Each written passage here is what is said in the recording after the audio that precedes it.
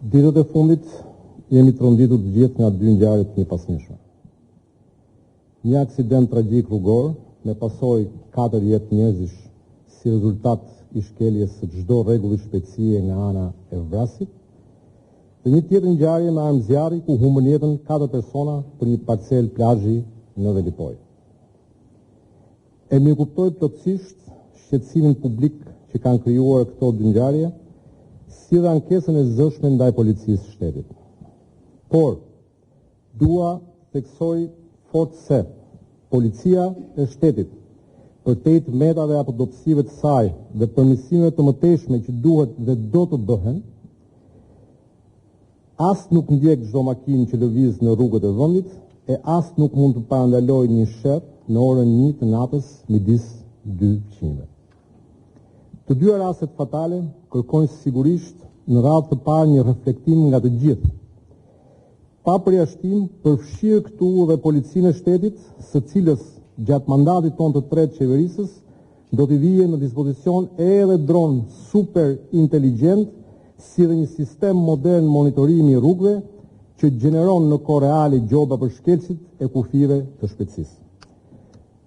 Po mbi të gjithë duhet reflektojnë ata prokurorë e gjykatës që nuk kanë kaluar ende procesin e vettingut dhe që operojnë rëndom dhe vazhdojnë të operojnë rëndom me parimin kapçat kapësh. Sepse policia e shtetit ndalon, por nuk dënon shkelës kriminal. Ata i dënon gjykata.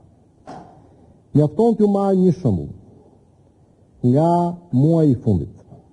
Ne kemi shtrënguar masat kundër mbajtjes pa leje, ku vetëm këtë muaj, pra në qershor, në 3 raste, si ai i Shkodrës, në Vlorë dhe në Fier, janë ndaluar në flagrancë nga strukturat e policisë shtetit për mbajtje pa leje 3 shtetas me precedent të rrezikshëm penal, rrezikshmëri shoqërisht të rrezikshëm. Madje në një rast arma e zjarrit që mbahej pa leje kishte edhe fishek në fole gati për qitje. Po fatkeqësisht prokurorët dhe gjyqtarët, si rasti i prokurores Edlira Cufi në Shkodër, apo dyshja e prokuror gjykatës të Elona Alvora dhe Albert Spiro në Vlorë, si dhe prokurorit Erin Draovica e gjyqtarit Piro Sota në Fier, përkundër kushteve të padiskutueshme të flagrancës, kanë dhënë masa lehtësuese duke i çuar në shtëpi pandeurit, megjithëse minimumi i dënimit për këto vepra penale është 3 vjet heqje lirie. Ose nga ana tjetër, pavarësisht shtrëngimeve të reja të futura rishtazi në kodin rrugor, vendimet e disa gjykatësve të tjerë për aksidentet rrugore me pasojë vdekjen apo plagosjen e disa personave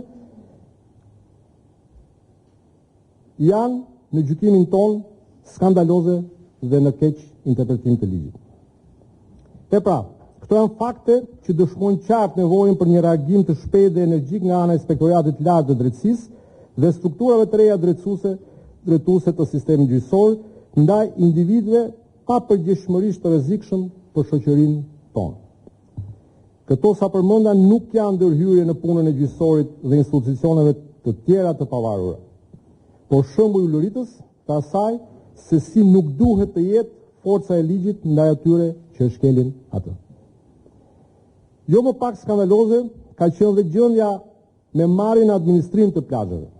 Tani më ka rregull dhe procedura transparente në ndarjen e tyre përmes shërbimit nga platforma i Albania.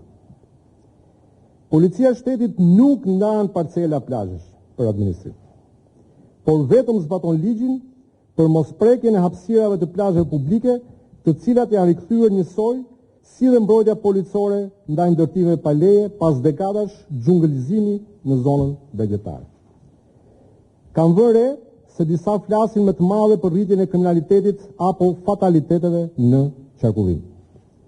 Por kjo është thjesht e pavërtet dhe faktet dhe shifrat pohojnë krejt të kundërt. Përsëris, kjo nuk do të thotë as pak se policia e shtetit nuk ka dobësi e të meta dhe pikërisht pse jemi të vetëdijshëm për këtë, po përgatitemi për një fazë të re të reformës dhe forcës parandaluese dhe goditëse të policisë së shtetit. Brenda kësaj jave do të nisë një ndryshim i thellë me titullarët e strukturave të policisë shtetit në nivel qarku, që do të shtrihet hap pas hapi në nivel kapilar në çdo komisariat të territorit të Republikës së Shqipërisë. Po ashtu, do të krijohet një kuadër rregullator të ri për të futur praktika të hetimit të të ardhurave edhe të drejtuesve të makinave të shtrenjta që kapen në mënyrë të përsëritur në kundërvajtje ligjore në qarkullim. Nga ana tjetër, do të shohet më tej dhe do të përfundojë pajisja e efektive të qarkullimit rrugor me kamera trupi. Komisariati Digital po forcohet nga pikpamja teknologjike dhe operative, dhe më herët se sa vonë do të jetë në dispozicion të çdo qytetari për të bërë kraj policisë shtetit në identifikimin dhe ndëshkimin e shkelësve të ligjit.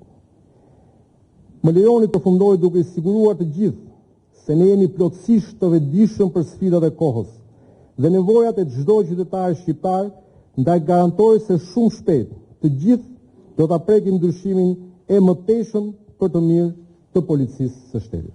Faleminderit. Po. Ja.